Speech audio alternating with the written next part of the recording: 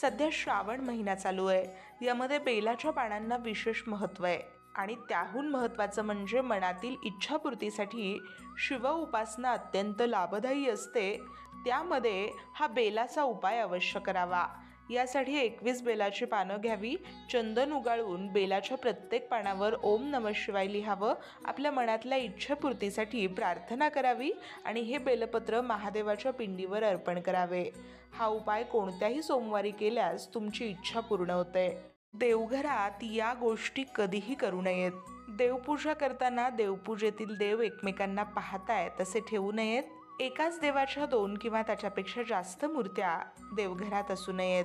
दत्तक गेलेल्या घराण्याचे किंवा पुढील घराण्याचे देव पूजू नयेत। ते सर्वच विधिवत विसर्जन करून नवीन देव करावेत। सोन्याचे देव असले तरीही विसर्जनच करावे, नाहीतर पूजकाचाही वंश संकटग्रस्त किंवा बुडीत होतो। देवघरात म्हसोबा कधीही पूजू नये। नोकरीत किंवा धंद्यात सतत अपयश येत असेल तर हा विशेष उपाय नक्की करा। तुमच्या नोकरीमध्ये, व्यवसायात, धंद्यामध्ये तुम्हाला यश मिळवण्यासाठी हा अत्यंत सकारात्मक परिणाम देणारा उपाय आहे। शनिवारी सूर्यास्तानंतर पिंपळाच्या झाडाची पूजा करा। तिथे 1 रुपयाचं नाणं ठेवा, त्यावर 1 सुपारी ठेवा आणि दुसऱ्या दिवशी तेच नाणं आणि सुपारी पिंपळाच्या पानामध्ये बांधून तिजोरीमध्ये ठेवा। त्यामुळे तुम्हाला नोकरीमध्ये बढती आणि धंद्यात यश नक्की मिळेल।